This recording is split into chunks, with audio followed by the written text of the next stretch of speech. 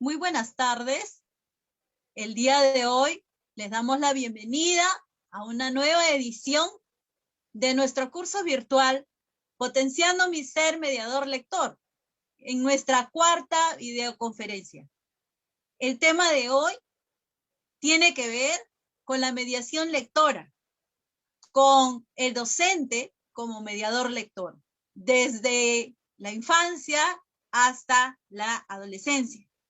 Entonces, el día de hoy esperamos sus participaciones y vamos a dar la bienvenida a todos nuestros participantes para que nuevamente se unan a nuestro curso. Sean bienvenidos entonces a nuestro curso de todos los días miércoles que tiene que ver con la mediación lectora.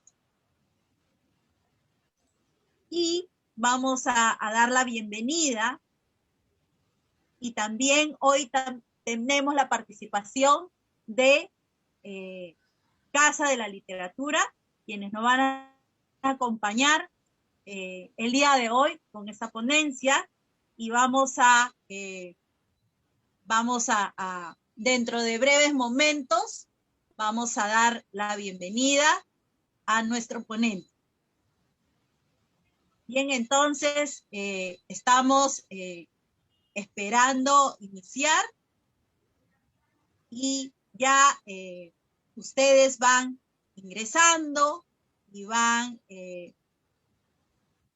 ustedes alistándose, poniéndose en modo mediación lectora para empezar el día de hoy esta nueva edición, esta cuarta edición de Potenciando mi ser mediador lector, que tiene que ver con los temas de mediación lectora y está dirigido, como ustedes ya saben, a directivos, docentes y auxiliares de biblioteca. Entonces, estamos en este día, estamos esperando, ¿no? Estamos esperando que ustedes ingresen para poder iniciar ya completamente nuestra transmisión. Como siempre, les recordamos que no se olviden de ingresar, nuestros participantes deben ingresar a la plataforma para desarrollar nuestros foros y actividades, de manera que puedan seguir, dar continuidad a este momento, ¿no? A estos momentos de transmisión sincrónica.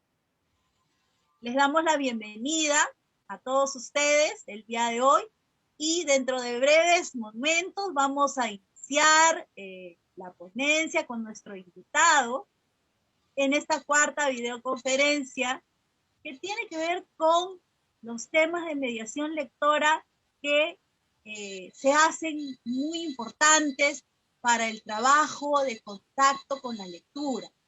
Y no solamente para el área de comunicación, sino en general desde el punto de vista social, desde el punto de vista de cómo nosotros, como seres humanos, interactuamos con la lectura y cómo esta influencia nos va a acompañar desde la infancia y hasta más, ¿no? Sino que, bueno, en nuestro caso vamos a tocar hasta un punto que es la adolescencia. Entonces, el día de hoy estamos esperando pues que ustedes ingresen, les damos la bienvenida a todos ustedes, ¿no?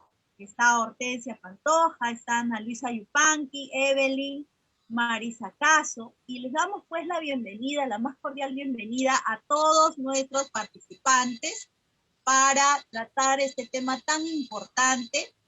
Previas, ¿no? La siguiente vez tenemos también otro invitado, vamos a tener otro invitado que va a tener también que ver, que tiene mucha relación con este tema y es muy importante. Entonces, el día de hoy este tema va a ser interesantísimo y va a estar a cargo de un ponente muy especial, un joven ponente que dentro de breves momentos les voy a presentar de qué se trata, y él nos va a contribuir, ¿no?, con varias ideas en el tema de mediación.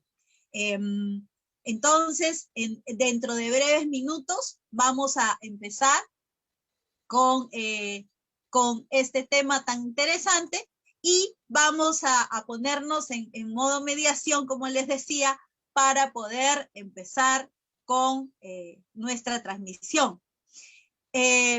María Julia, por favor, ¿podrías compartirnos la presentación para poder iniciar ya? Entonces le damos la bienvenida a todos nuestros participantes. Bienvenida Blanca, bienvenida Marta Alicia. Muy bien, entonces como siempre les damos la bienvenida María Julia Bravo, María Angélica Zavala y Denis Patricia Ortiz, quien les habla, ¿no? Todos los miércoles a las 4 de la tarde, y próximamente estaremos en la página oficial del Facebook de la UGEL 03. Entonces hoy me toca ser moderador y les damos la más cordial bienvenida desde la jefatura, desde el director de la UGEL 03, el señor Ronald Luis López Granados. La jefa del área, la señora Natalie Canales Vargas, también les brinda la más cordial bienvenida a todos ustedes, señores participantes. También el saludo de nuestro coordinador pedagógico, José María Olivos. Y bueno, en este caso me toca hoy el rol de moderador, quien los va a acompañar en esta transmisión el día de hoy. Muy bien, estamos. Siguiente, María Julia. Quería compartir con ustedes nuestra idea de hoy. Ustedes se preguntarán, ¿quién es esta señorita que está en la foto? Bueno, se trata de Irene Vallejo, es una escritora zaragozana que el año pasado, es española, el año pasado, en febrero del año pasado, escribió un breve texto, pero muy potente, llamado Manifiesto por la Lectura. Y de él he querido extraer esta idea que quiero compartir con ustedes y que tiene que ver con el tema de hoy. Me gustaría que lo reflexionáramos juntos en el momento que lo estoy leyendo. Entonces dice así: leer nunca ha sido una actividad solitaria, ni siquiera cuando la practicamos sin compañía en la intimidad de nuestro hogar. Es un acto colectivo que nos avecina a otras mentes y afirma sin cesar la posibilidad de una comprensión rebelde al obstáculo de los siglos y las fronteras. Por el camino del placer, sobre los abismos de las diferencias, la lectura ofrece puentes colgantes de palabras, ¿no? Entonces, la importancia de la lectura en nuestra vida, pues aunque lo describe muy bien Irene Vallejo, no es pues una actividad solitaria, como pensamos muchos, ¿no? Es una actividad en colectivo, porque aparte de la relación escritor-lector, ¿no? O autor-lector, que es una relación unívoca, no es la única relación que existe, ¿no? Hay muchos, cuando terminamos de leer algo, comenzamos a compartir y a compartir y discutir y debatir o recordar las ideas que hemos leído, ¿no? Muy bien, entonces quería compartirles y se los recomiendo. Es un texto pequeño, lo pueden encontrar también en Google, lo pueden googlear, el texto de Irene Vallejo. Es un texto cortísimo, pero potentísimo sobre la lectura, entre poético y también con un fundamento sobre la lectura. Se los recomiendo y bueno, seguimos, María Julia, ya hemos conocido a Irene Vallejo. Muy bien, nuestra temática del curso virtual, el día de hoy, nuestro curso tiene que ver pues con el docente como mediador de lectura. El propósito de hoy es definir qué cosa es un mediador de lectura, qué habilidades debe tener un mediador, cómo es este impulso en la primera infancia, en la niñez, en la adolescencia. ¿Por qué algunos adolescentes terminan sin querer leer? ¿Por qué algunos adultos ya al final no quieren leer? ¿Qué ha pasado en ese interín? ¿Qué nos ha ocurrido? ¿No? ¿O por qué algunos aman leer? ¿No? Entonces, hay algo o alguien que los ha podido motivar o desmotivar quizá, ¿no? Entonces vamos a conocer quizá eso y vamos con la siguiente. Muy bien, el día de hoy entonces tengo el grato honor, de presentarles a Paulo Peña. Él es nuestro joven ponente del día de hoy, pero no por ello alejado de lo que es la literatura. Él es egresado de la especialidad de literatura de la Universidad Nacional Mayor de San Marcos. Tiene un diplomado en gestión cultural del Museo de Arte de Lima. También ha cursado el programa especializado en mediación de lectura y escritura, Cátedra de la Lectura, Escritura y Bibliotecas del Perú. Es autor del libro de prosas breves, Cada ventana tiene su propio cielo, del 2013, y también es autor de los ensayos 1945, Jorge Eduardo Eyelson, Vida y Canción en Lima, de 2015, y Peregrinación a Santa Beatriz, de 2016. Ha publicado artículos sobre literatura en las revistas Buen Salvaje, Qué Hacer, Ansible, El Dominical, entre otras. Asimismo, ha dictado talleres de escritura creativa en instituciones públicas y privadas y actualmente forma parte del área educativa de Casa de la Literatura Peruana.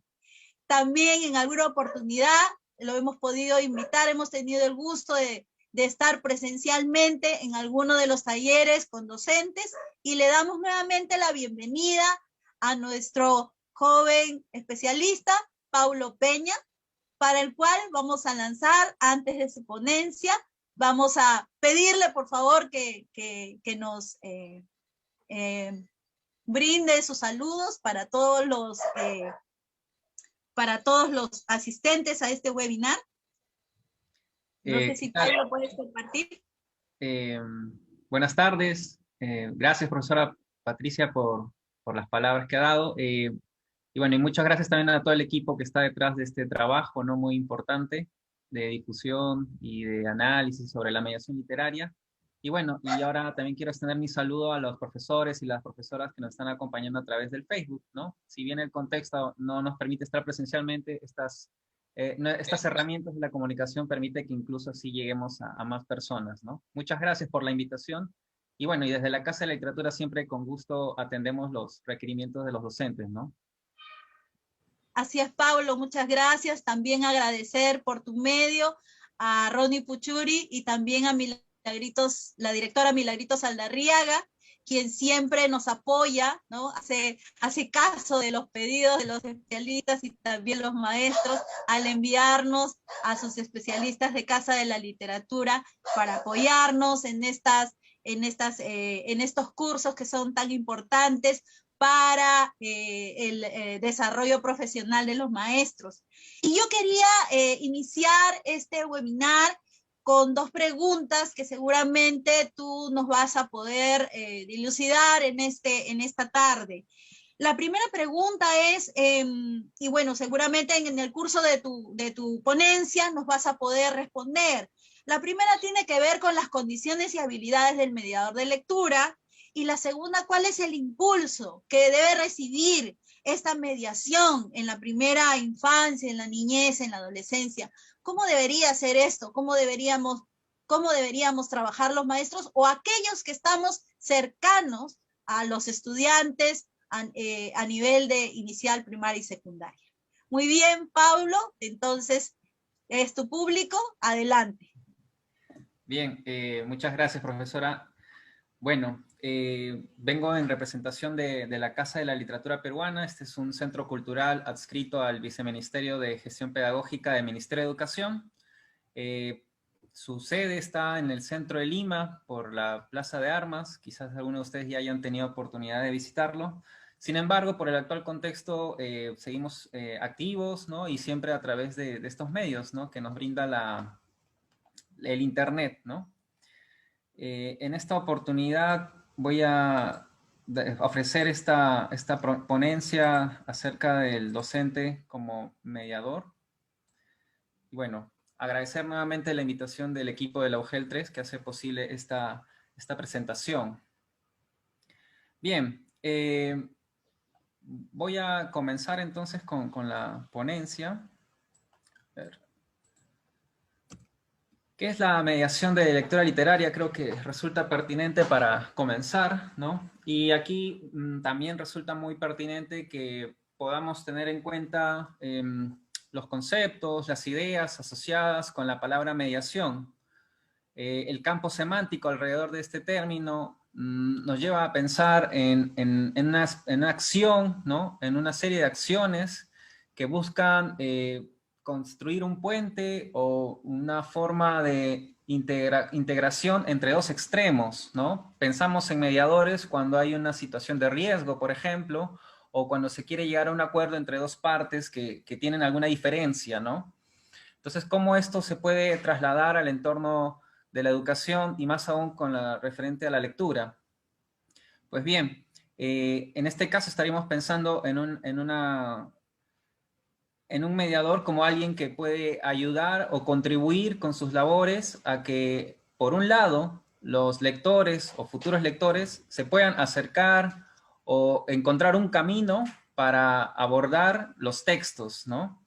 Aquí estarían los dos extremos, ¿no? Por un lado, los lectores, por otro lado, los textos, y en el medio, el mediador. La mediación tiene como base varias ideas, pero solo voy a mencionar algunas.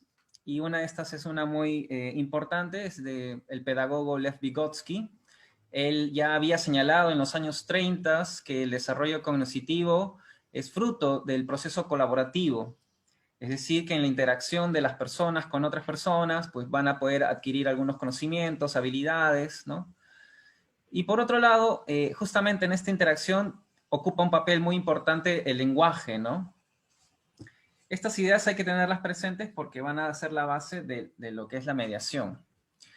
Hay otra especialista, ya más contemporánea, Gemma Luch. Ella es española, menciona que la mediación de lectura la realizan personas, pero también instituciones. Entonces también podemos concebir a este agente, ¿no? No solamente como un individuo, una persona, sino también puede ser un equipo, una institución, ¿no? Y por último, está el especialista también muy contemporáneo, el chileno Felipe Munita, quien es el que concibe o le da más forma al concepto de docente mediador de lectura literaria. Y bueno, justamente sobre este aspecto vamos a trabajar esta exposición. Para entender la relevancia de la mediación de lectura, resulta muy importante tener en cuenta cómo era antes la enseñanza de la literatura, ¿no? Muchos de nosotros hemos tenido la oportunidad de pasar por el aula y de alguna u otra forma hemos tenido contacto con estos distintos enfoques. El cronológico o historicista es uno de los más conocidos, ¿no? Que consistía en ofrecer información sobre los autores, sobre el periodo histórico en el que se desenvolvieron, ¿no? Aquí es donde se hace alusiones a determinadas escuelas literarias, periodos, ¿no? De ahí quizás algunos de ustedes recuerden, ¿no? Estos que terminan en ismos, ¿no? Simbolismo, realismo, naturalismo. Como que esta era la tendencia de la manera tradicional, ¿no? De enseñar literatura, ¿no? Que consistía en ofrecer datos sobre los autores y las obras, pero enmarcadas en un contexto o como resultado de un contexto histórico. Bueno, no es el único enfoque. Hubo otro que es más canónico, que está asociado a la idea de canon. El canon es este conjunto de textos, de obras que sirven para constituir una idea de nación, ¿no? En una determinada época, para una determinada comunidad. Y esta idea de canon suele ser dictada desde los centros académicos más, con mayor poder, ¿no? Dentro de una comunidad. En este caso serían las universidades, ¿no? Y eso se iba reproduciendo luego en otras instancias. Así llegaba hasta la escuela. Y cuando nos referimos a un enfoque canónico es que solo se atendía este tipo de obras o estos autores que estaban dentro del canon. Sin embargo, en los últimos 30 años, más o menos, 20 años, comenzó a cuestionarse el concepto de canon porque se basaba en una mirada muy occidentalista. Disculpen. ¿Qué queremos decir con este enfoque o con esta mirada occidentalista? Que concebía únicamente la literatura como aquella producción de textos escritos, ¿no? Con alfabeto de origen europeo, ¿no? Pero dejaba de lado o excluía a todas las manifestaciones que utilizaban a la palabra, que no habían pasado por estos canales, ¿no? Que son la escritura, la imprenta, el libro. En este cuestionar esta idea del canon, pues resultaba evidente que había que incluir otras producciones literarias que no pasaban por la palabra. De allí que justamente surge el concepto de literaturas orales. En algún momento pudo parecer algo extraño, pero ahora ya está normalizado, ¿no? Y por otra parte, también el canon solía construirse con la visión del grupo más hegemónico de la sociedad, ¿no? Entonces dejaba de lado a otros grupos, a movimientos regionales, a literatura que no respondía necesariamente a las normas de una época, etc. Entonces como que limitaba mucho este enfoque. Hacia los años 90 empieza a tener mayor fuerza el análisis textual o formal, porque se partía de la idea de que había que conocer los conceptos, las categorías, los términos, y que esto permitiría conocer mejor la obra literaria o incluso disfrutarla. Si bien es cierto que el análisis textual es relevante porque nos permite advertir ciertos detalles de una obra, también dejaba de lado la importancia del grado afectivo que podía construir un lector con un texto. De por sí dejaba de lado al lector, ¿no? Se fijaba nada más en lo que nos podía ofrecer el texto. Y desde esa perspectiva también dejaba de lado a veces al contexto en el que se producía una obra.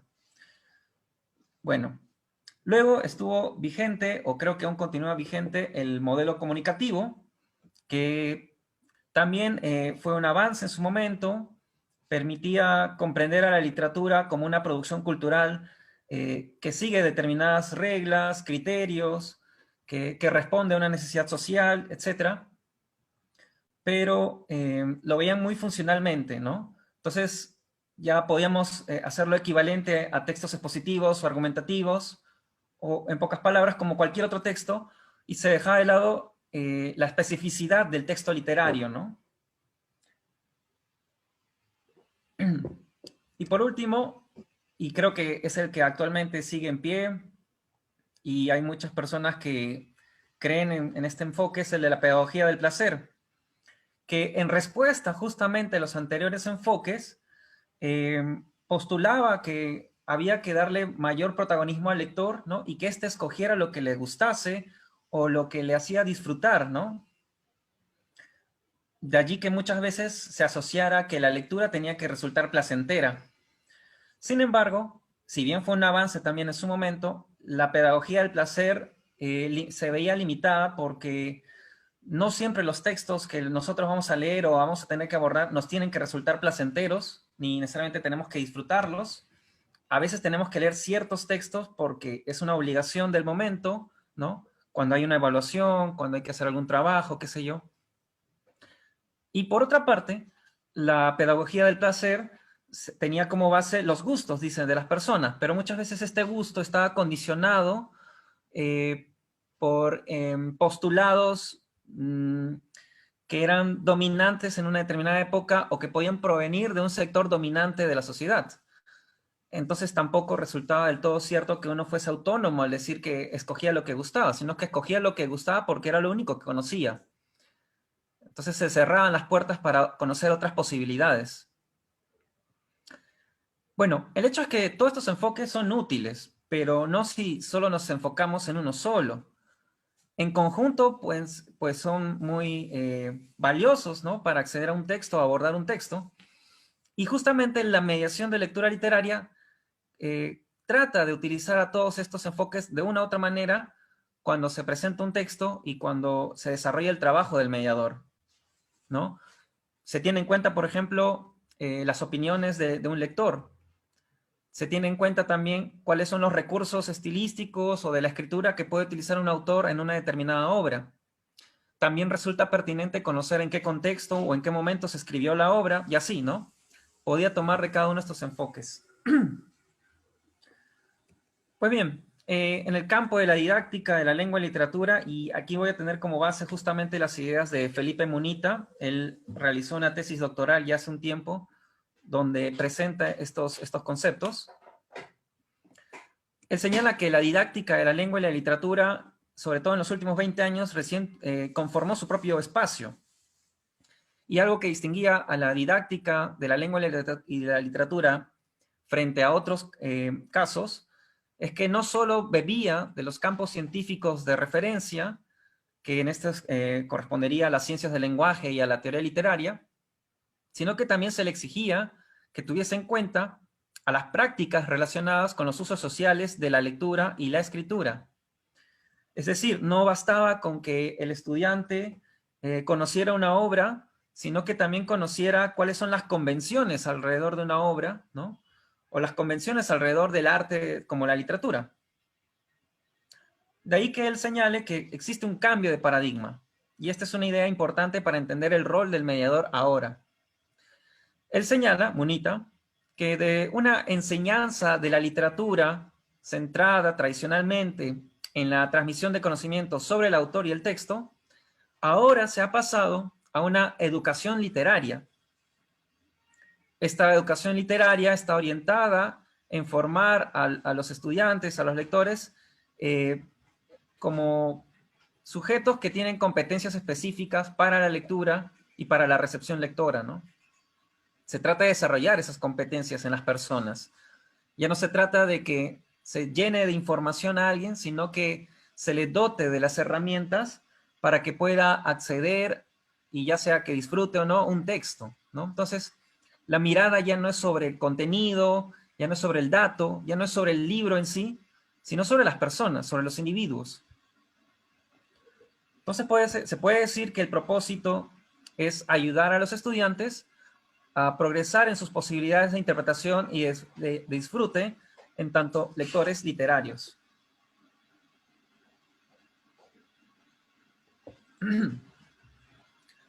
Bueno, Teresa Colomer, una especialista española también, señala entonces que hay tres grandes cambios producto de este cambio de paradigma. El primero es que radica en la importancia del acceso directo de los alumnos a los textos, ¿no? Como punto de partida para desarrollar la comprensión y el placer, y como familiarización con el fenómeno literario. Se puede inferir de este punto de vista de Colomer, de que resulta necesario que los estudiantes tengan una biblioteca, que cuenten con una biblioteca en el aula o en la escuela. El contexto actual nos ha permitido conocer plataformas y herramientas que hacen posible que tengamos acceso a varios textos. Eso implica que también hay una alfabetización en estos aspectos, ¿no? Por otra parte, sobre esta misma primera idea, sobre esta primera idea del cambio, se trata de desarrollar, dice, la comprensión y el placer.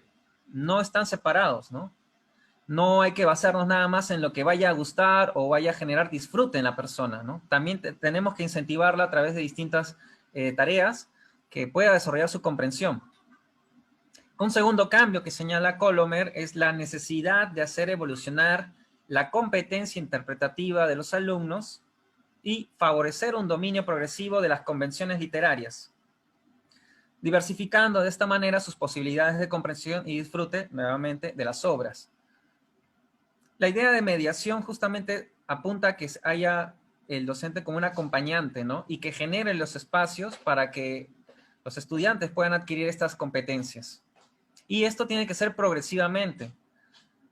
No puede ser de la noche a la mañana, no es que de inmediato vengamos y les hagamos querer leer una novela o un determinado autor o una obra a nuestros estudiantes, sino hay que pensar de antemano, planificar de antemano qué obras, qué otros textos nos pueden ser útiles para llegar recién a la meta. De ahí que la tercera idea que señale Colomer es la siguiente, que exista la necesidad de programar un itinerario de aprendizaje, ¿no? Y también de poner en juego unos modelos y dispositivos didácticos que permitan el desarrollo de esta competencia. Y cuando hablamos de un itinerario de aprendizaje, se trata de justamente a contribuir en que se vaya de lo más simple a lo más complejo en el desarrollo de estas competencias, ¿no? No se puede apuntar a que todo sea inmediato, ¿no?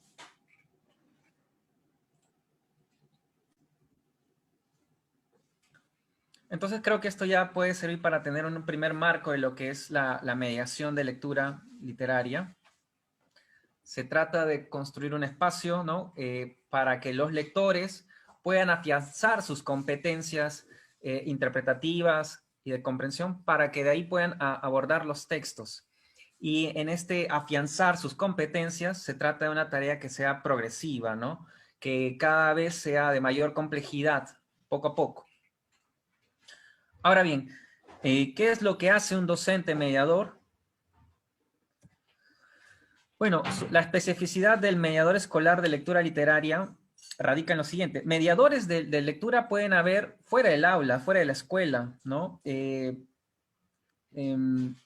Podemos pensar en un bibliotecario, pero también podemos pensar en un gestor cultural, en alguien que integre una editorial, ¿no? Que piense actividades o diseñe actividades que contribuyan a que un grupo de ciudadanos, un grupo de personas, progresivamente puedan afianzar sus competencias, ¿no? Interpretativas, ¿no? Y a través de la apropiación de algunos recursos y también motivando su acercamiento a la lectura. Pero en el caso de la escuela, lo que propone Munita es que sea el propio docente, ¿no? Este mediador escolar. Y esto tiene como base dos ideas, ¿no? Cuando se refiere a mediador escolar, Felipe Munita dice que es en el contexto pedagógico, porque justamente está la idea de progreso, ¿no? Y aquí el docente es el guía y es el que marca también o define la actividad o el conjunto de actividades que van a hacer posible que los estudiantes puedan afianzar estas competencias. La otra idea que se puede desprender cuando hablamos de un mediador escolar de lectura literaria es el concepto de lectura literaria, y aquí hay que darnos cuenta que literaria aparece entre comillas, este adjetivo. Y aquí, más que pensar en una lectura de textos literarios, es decir, acercarnos a una obra de ficción como un cuento, una novela, o leer obras como poemas, etc., se trata más bien de la manera en cómo se lee, ¿no? Por eso se dice que es una modalidad de lectura. Y aquí estamos tomando ideas de Jean-Louis Dufay, es un especialista francés, quien propone o señala que se debería buscar que haya un va y viene dialéctico entre participación y distanciación.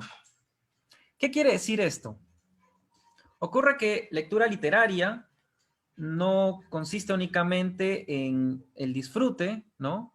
O en la conexión que alguien puede hacer emocionalmente con un texto. No basta con decir me gustó o no me gustó un texto, sino que también tiene que ver con su capacidad de análisis y de comprensión. Es decir, de ser capaz de reconocer las convenciones de un texto, los recursos que se emplean en un texto, ¿no? Bueno, cuando se trata de una conexión emocional de alguien con un texto, Dufay se refiere a esto como participación. Pero cuando se puede abordar un texto para fijarnos en sus componentes, en sus mecanismos, ¿no? En la manera como funciona, ahí más bien se refiere a una distanciación. Para que esto quede un poco más claro, voy a detenerme en este detalle, en estos conceptos de participación y distanciación. Dufay sugiere o propone que haya un va y viene, ¿no? Que no nos quedemos nada más en una relación subjetiva con el texto, sino que también seamos capaces de hilar con una relación objetiva con el texto. En la participación, que es la relación subjetiva, el lector se identifica, por ejemplo, con algún personaje de la historia o con alguna situación que se describe en la obra literaria. El lector también puede recordar una situación similar en su vida. Por ejemplo, si se lee un cuento como Colorete, que describe una fiesta entre adolescentes, ¿no? Una escena de declaración amorosa, un acercamiento subjetivo desde la participación sería que un lector recuerde sus propias experiencias como adolescente, por ejemplo, ¿no? Cuando fue a alguna fiesta, cuando tuvo una declaración amorosa, qué sé yo. Sin embargo, puede haber otro tipo de acercamiento, que es el de la distanciación, nos dice Dufay, que aquí el lector identifica características de la forma física del libro o del texto, las convenciones. Aquí más bien estamos hablando de aspectos formales, los personajes, la trama, el argumento. Siguiendo con el mismo ejemplo de Colorete, un acercamiento desde la distanciación, es decir, desde la relación objetiva con el texto, sería identificar que en este cuento, por ejemplo, se utiliza el recurso del monólogo interior, que es cuando el personaje nos permite conocer su mente, ¿no? Lo que piensa, lo que siente, ¿no? A través del propio monólogo que realiza, ¿no? Ahí, por ejemplo, el lector no es que esté asociándolo con sus experiencias personales, sino que se está fijando con las características propias de este texto. Y así se podrían dar otros ejemplos. Pensemos en algo que no sea ya dentro del plano literario propiamente. Por ejemplo, si alguien leyera una noticia en el periódico sobre un accidente en una carretera, una relación subjetiva con el texto sería recordar si es que alguien, un lector, ha tenido algún accidente en una carretera o si conoce el lugar donde fue el accidente. Ahí lo está asociando a su propia vivencia, a su propio mundo interior, a sus experiencias personales. En cambio, la distanciación, si seguimos con el ejemplo de esta noticia, sería cuando seamos capaces de analizar cómo está escrita esta nota, ¿no? ¿Qué fuentes utiliza? Desde qué enfoque o desde qué punto de vista está siendo abordada una noticia. Ahí no tiene nada que ver el estado de ánimo o las experiencias del lector, sino que nos estamos fijando en las características propias del texto. Entonces, nosotros cuando leemos un texto literario o cualquier otro tipo de texto, podemos ir entre estos extremos. A veces nos fijamos desde lo subjetivo, a veces nos fijamos desde lo objetivo. Lo que propone Dufay y que también coge Munita para proponer su idea de docente mediador es que se incentive el que se pueda ir de un punto a otro, de un extremo a otro, ¿no? No nos detengamos únicamente en uno o en el otro. Si recordamos lo que acaba de mencionar sobre los enfoques anteriores sobre la enseñanza de la literatura, un acercamiento en el que solo nos preocupemos por identificar si hay rimas, si hay métrica en un poema o qué figuras literarias se emplean, sería válido para una relación objetiva con el texto. Nos permitiría identificar características propias de ese texto. Pero ¿qué pasa con lo que le sugiere al lector, con lo que siente el lector de este poema? Por otra parte, si solo nos fijásemos en la pedagogía del placer, que es otro de los enfoques, este se preocuparía nada más en lo que le gustaría o lo que le haría sentir cómodo al lector. Pero se trata, según lo que nos propone la mediación, es que haya un progresivo afianzamiento de las capacidades, de las competencias de interpretación. Y esto exige que haya niveles de complejidad, ¿no? Que en una situación de andamiaje, de poco a poco, se pueda hacer más compleja el acercamiento de un lector a un texto.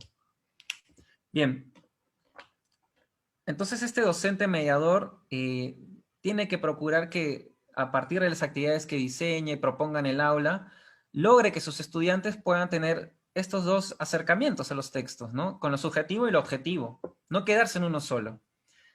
Puede haber estudiantes que, ya sea por el bagaje o por el ambiente previo a la escuela en el que han sido criados, ya tengan desarrolladas algunas de sus competencias, ¿no? Pero puede que otros que no. Y aquí resulta pertinente recordar a Graciela Montes, esta investigadora y ensayista argentina, quien tiene un ensayo titulado La Gran Ocasión, y ahí nos plantea o nos dice que la escuela es pues quizás el único espacio para que todas las personas puedan tener la oportunidad de convertirse en sujetos, no solo que conozcan la lectura y la escritura para obtener información, sino que pueden apropiarse de estas para expresar su mundo interior y también para comunicarse con otras personas. Entonces, lo importante sería que logremos que las actividades, todo lo que pensemos, puedan incluir a la mayor cantidad de estudiantes, ¿no? Si no a todos. Y lo que ocurría con los anteriores enfoques es que solía darle prioridad o solo la palabra a aquellos que conocían o ya tenían el dato. Pero ¿qué pasaba con aquellos que no conocían, que no habían tenido la oportunidad de conocer o que tenían dudas, que no se sentían seguros? Es ahí donde justamente entra la mediación de lectura literaria.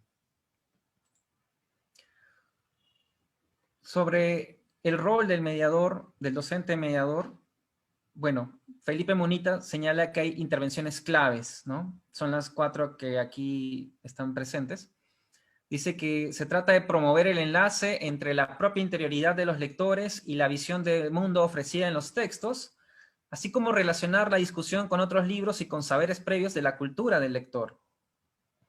Se trata de ampliar el bagaje, de conocer también con qué vienen los estudiantes, y se trata también de tener una mirada intertextual, ¿no? Buscar patrones, conexiones, y a veces incluso puede ir más allá de los libros. Podemos procurar que hayan relaciones con otros productos culturales, como películas, ¿no? Series animadas, canciones, incluso pinturas. Eso ya depende del tipo de texto que se esté abordando, ¿no? Otra intervención clave del mediador es favorecer, dice, la articulación de las interpretaciones de los lectores con los indicios textuales que las sostienen y fundamentan. Y Munita aquí señala que es ir contra el delirio de la interpretación. Muchas veces las personas pueden leer un texto y según lo que ellos han entendido en su momento, tratan de decir su punto de vista. Lo ideal sería que, sí, que salga este punto de vista, que se dé a conocer, pero que tenga base en el texto, ¿no? Que se procure regresar al texto, ¿no? En qué pasaje sostiene uno su punto de vista, en qué fragmento es que a partir del cual uno está afirmando algo, ¿no?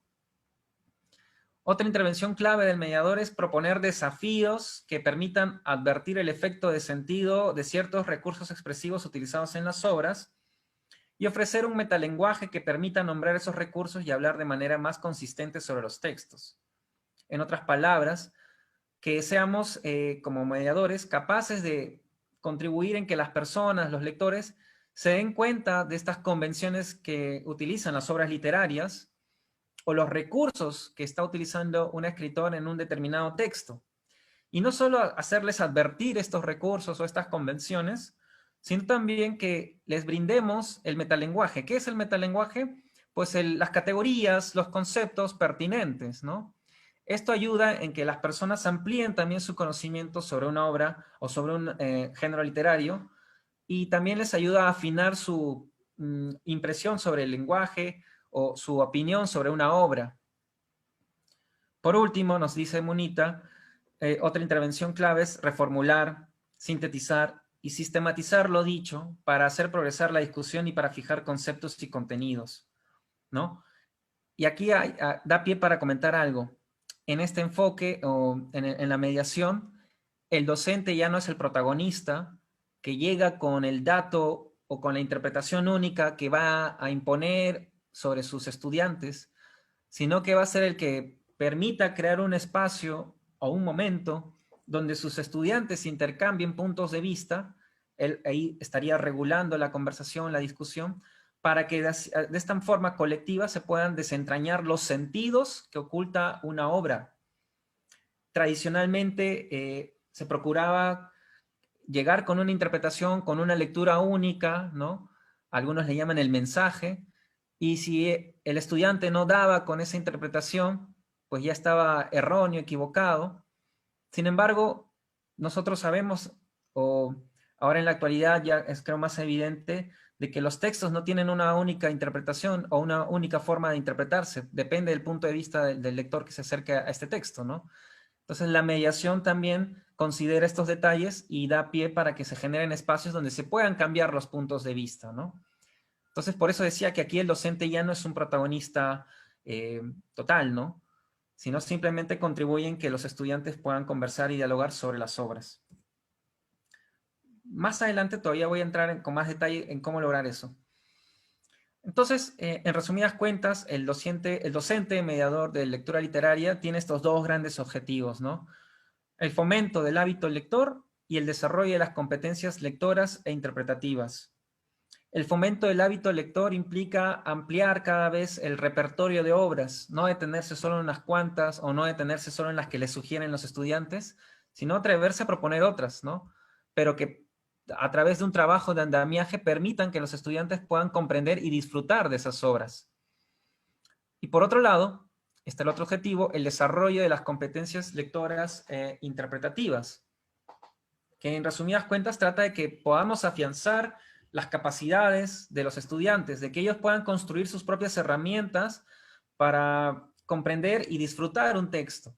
No se trata de imponer una sola forma de comprensión, no se trata de imponer un solo gusto por la lectura, ¿no? Sino crearles la oportunidad de que ellos puedan elegir, ¿no? Y bueno, acá hay una cita un poquito extensa de Felipe Munita que nos da a entender cuál es la nueva función entonces para el docente mediador. No voy a leerla toda, solo quiero rescatar algunas ideas, ¿no? De hecho, dice que no se trata ya de restringirnos a la tradicional transmisión de contenidos, ¿no? Sino ser un regulador de la actividad de los estudiantes, ¿no? Y de organizar el ambiente. Y aquí la palabra ambiente podemos entenderla como la dinámica, la actividad, el espacio, ¿no? En el cual se puede desarrollar esta actividad, ¿no? De los estudiantes. Y el docente tiene que tener otras facetas, ¿no? Planificar esos espacios, ¿no? Que permitan la confrontación de interpretaciones, que también permita la reflexión metacognitiva, conocer los aspectos literarios, los criterios, las categorías de una obra, y también la sistematización de saberes, ¿no? Recoger las impresiones, las ideas de los estudiantes para sintetizar, concluir una intervención, ¿no? Aparte, que se garantice el acceso a una amplia diversidad de textos y que se favorezca, dice, la participación en circuitos reales de circulación y mediación de la literatura. Creo que queda claro cuando decimos que es necesario que haya un acceso a una amplia diversidad de textos, porque así ampliamos el bagaje, ¿no? El punto de vista, el panorama de los lectores. Pero quiero también detenerme en lo siguiente, ¿no? En que se favorezca la participación en circuitos reales de circulación y mediación de la literatura, dice. ¿Por qué favorecer esta participación en circuitos reales? Porque cada vez hay más investigaciones que dejan en evidencia que cuando el lector tiene espacios de socialización, ¿no?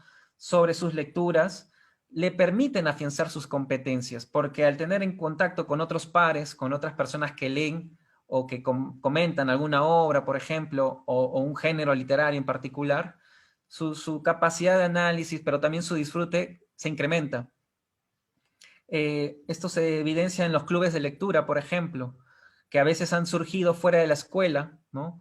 A partir de una obra literaria o a partir de la obra de un autor en particular, y también se ha trasladado al espacio del Internet a través de ciertas páginas web o foros, ¿no?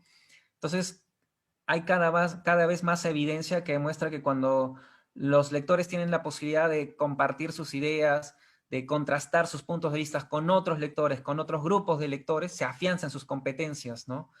Entonces ya no podemos esperar de que solamente con dotar de información, esperando que se memorice, vayamos a tener frutos que quisiéramos, ¿no? Entonces esto exige que se creen los espacios, ¿no? Que se diseñen las actividades que permitan este encuentro, este intercambio. Puede ser con los mismos estudiantes de un salón, pero también puede ser con los estudiantes de otra aula, o de otro grado, o de otro colegio, según las posibilidades que estén a la mano, ¿no? Pero la idea es que se entre en contacto con otras personas y que se pueda conversar sobre un texto o sobre una obra o sobre un género literario, ¿no? Y también esto puede ser útil no solamente para el curso de comunicación, ¿no? Sino también para un curso como el de ciencias, o que teníamos antes como ciencias sociales, ¿no? Porque ahí también hay muchos textos que abordar, también hay se da pie para intercambiar puntos de vista, ¿no? Etcétera. Bueno, les había mencionado entonces que había que generar el espacio, diseñar la actividad. Bueno, hay una estrategia en particular que sugiere Munita y que también utilizamos en la Casa de la Literatura para movilizar este enfoque de lectura literaria. Y creo que así también puedo responder la pregunta que había dejado la profesora Patricia al principio, ¿no? cómo se debería trabajar, ¿no?, con los estudiantes, desde el nivel inicial hasta los últimos años de la formación escolar. Bueno, esta estrategia es la conversación literaria.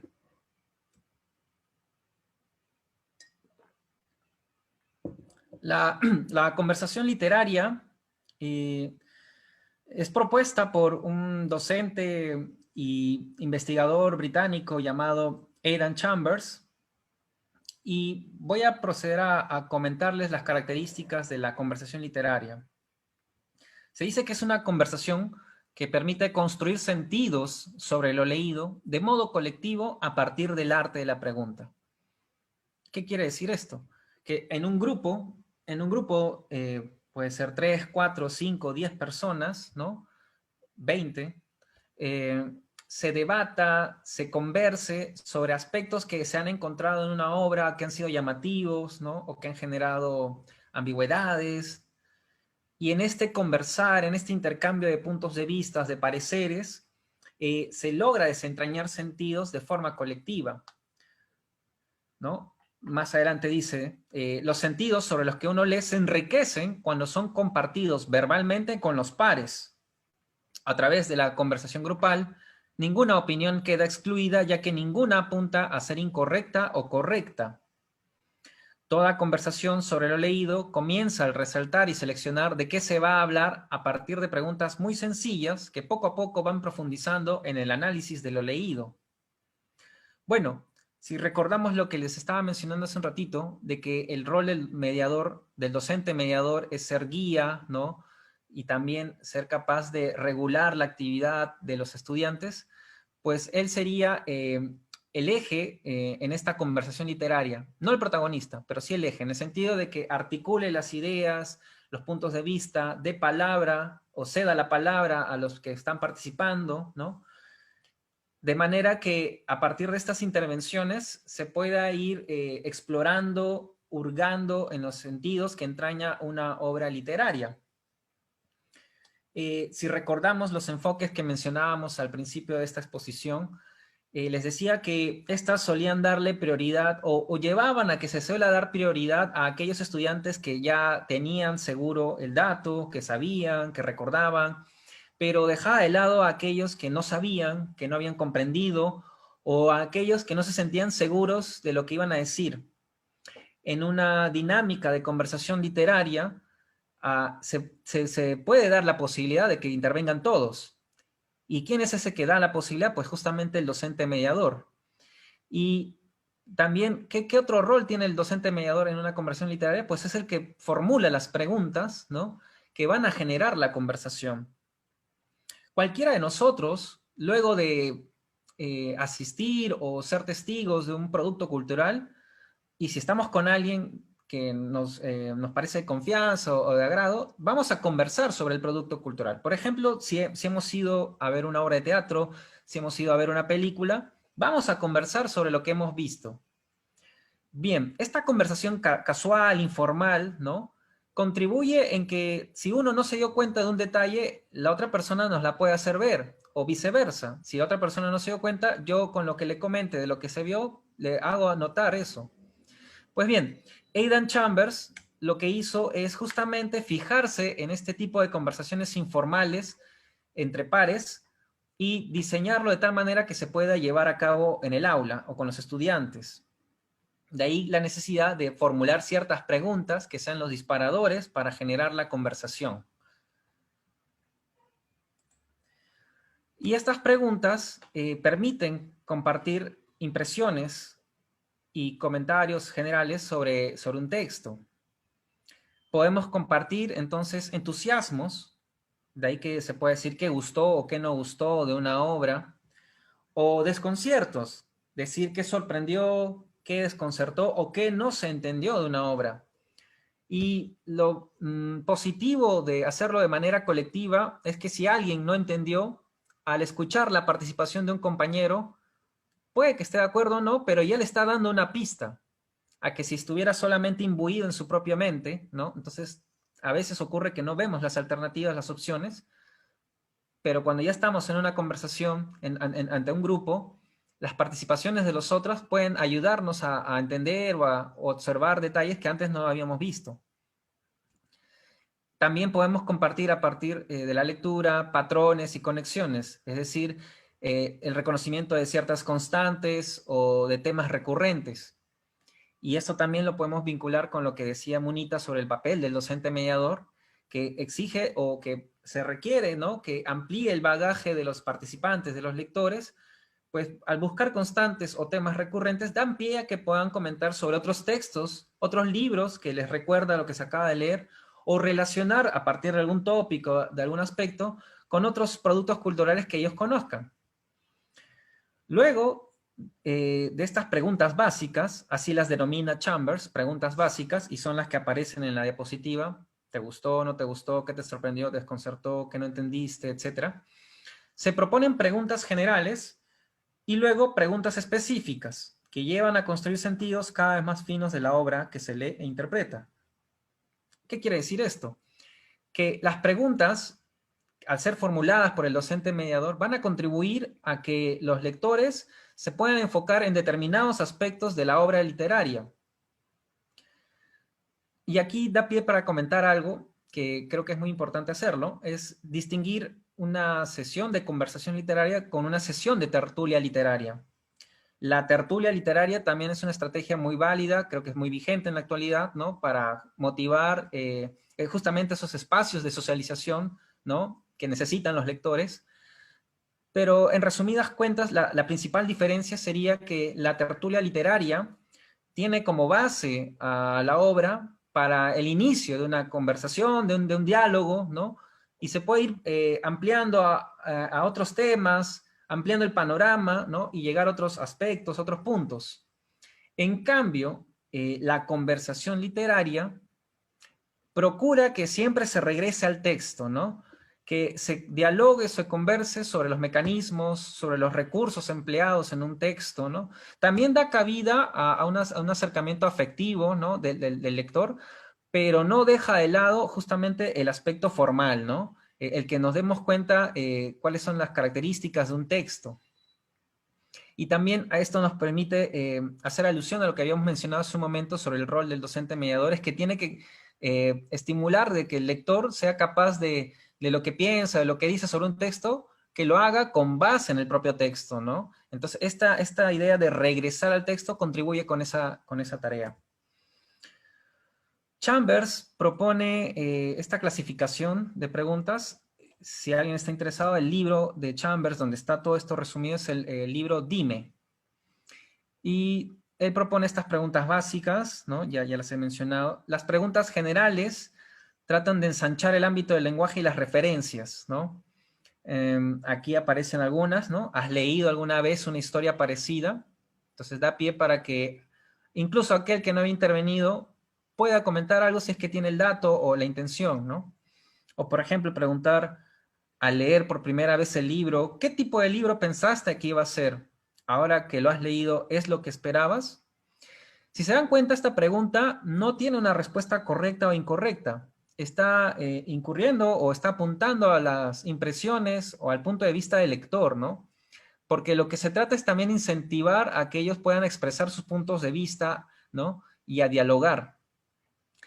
Y con las preguntas especiales o específicas, ahí sí ya nos detenemos en los aspectos particulares de un texto.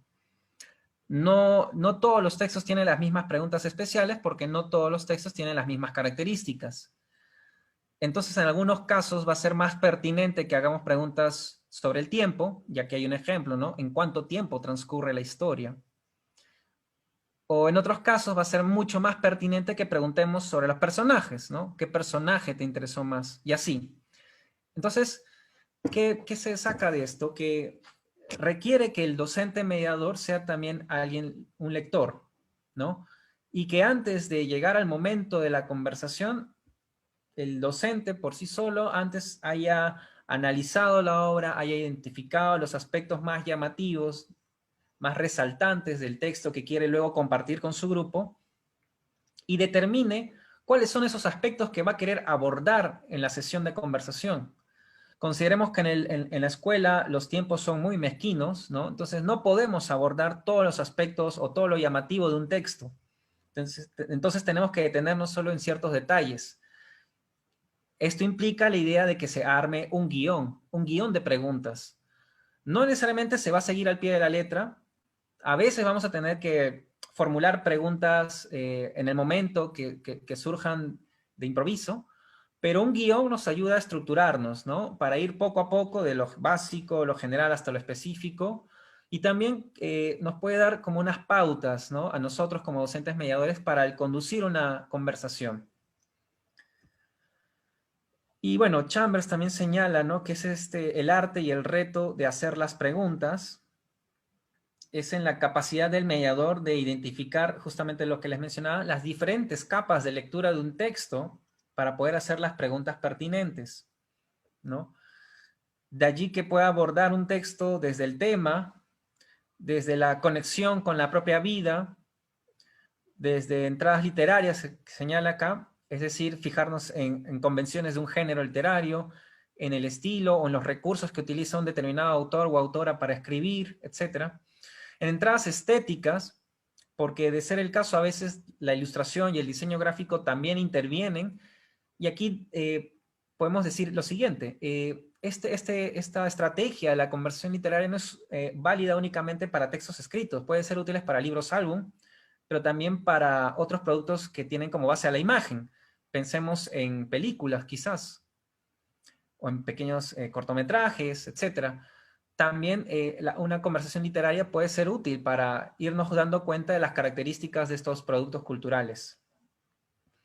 Y después de esta sesión o de este momento de preguntas, de interacción de los estudiantes, ¿no? De intercambios de ideas, ¿no? Exige que el docente esté atento, que escuche las intervenciones, que sea ser capaz de articular las ideas. El momento final es una síntesis de las intervenciones, ¿no? De esta manera se pone en evidencia los aspectos relevantes que se han discutido, ¿no? En una sesión. Y esta tarea puede ser realizada también por otras personas que tengan esta capacidad de escucha y de atención, pero que también tengan esta capacidad de identificar las diferentes capas de un texto, ¿no? Lo digo pensando no necesariamente solo en los profesores, ¿no? También a un bibliotecario, ¿no? Que tenga estas competencias puede también ser un mediador de lectura literaria. Bueno, muchas gracias por su atención, por su tiempo. Ahí les dejo los datos de contacto del área educativa. Hay un grupo de Facebook. Ustedes pueden mandar su solicitud para ser admitidos y se les va a aceptar de inmediato. A través del grupo de Facebook del área educativa, nosotros compartimos distintos recursos para la mediación justamente de textos que están presentes en las antologías literarias del Ministerio de Educación. Entonces, cada semana escogemos un texto y les presentamos a lo largo de la semana distintos recursos para abordar ese texto. Entonces yo les invito a que se hagan parte del grupo de Facebook del área educativa, ¿no? Ahí van a conocer distintos mecanismos o recursos. Y también está el correo electrónico, ¿no? Por si también desean contar con capacitaciones, talleres, ¿no? En sus escuelas o en sus instituciones. Bueno, por aquí termina mi presentación y, no sé, quedo encantado en responder sus preguntas, sus comentarios, sus dudas. Muchas gracias. Ok, Pablo, muchas gracias. Ha sido enriquecedor todo este bagaje que nos has compartido hoy, además de hacernos recordar que hay diversas estrategias como las que nos has compartido hoy de Ida Chambers, y que se llama Dime estrategia, ¿no? Dime a través de las preguntas, ¿no? ¿Qué es lo que tenemos que practicar, ¿no? Y que sustenta lo que, cómo el docente ya no es el que sabe todo, ¿no? Sino que es una construcción social de este compartir, de esta lectura. Y justamente, bueno, no sé si mis compañeras por ahí tendrán algunas otras preguntas y me las hacen llegar, pero yo quería preguntarte para ahondar un poquito más y conversar sobre este tema, además de lo que tú nos has presentado, y creo que ahí tocaste una parte cuando dijiste algunas condiciones, ¿no? para ser mediador. ¿Qué define a un mediador de lectura? ¿Cuál es, cómo podemos darnos cuenta de que podemos mediar en esta lectura? ¿Qué condiciones debemos de, qué disposición debemos de tener? A ver, si podemos conversar sobre ello. Sí, claro. De hecho, lo mencionaba en una parte de la exposición, ahora el cambio de paradigma era que ya no nos fijáramos en los conocimientos, en los datos, sino en las participantes, en las personas. Y esto lo podemos conectar con la idea del mediador. Tiene que ser alguien preocupado por las personas, por querer lograr que estas personas o este grupo de personas que está atendiendo afiancen sus competencias. Esto exige que tengan mayor interés, pero también conozca las necesidades del grupo, ¿no? Exige un mayor análisis, mayor atención. No podemos aplicar la misma receta para todos los grupos que nos toque atender en algún momento, ¿no? Y también exige que haya también mayor voluntad de escucha, ¿no? Porque vamos a estar en sesiones de conversación, ¿no? A veces también desde mi propia experiencia, en mi formación como mediador, a veces al principio quería yo dirigir la conversación hacia mi punto de vista, hacia la interpretación que yo había tenido, pero en el ejercicio de la conversación ya te vas dando cuenta que en realidad es tratar de conectar las ideas que las personas van soltando, ¿no? Y de esta manera se logra que se desentrañen los sentidos de un texto, ¿no? De hecho, no podemos decir que la interpretación de un texto es abierta por completo. Hay ciertos límites que los textos nos formulan, que nos plantean.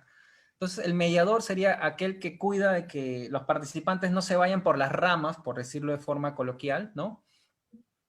Entonces implica que también uno esté atento a lo que dicen las personas, pero que también conozca los aspectos relevantes del texto del cual se está trabajando.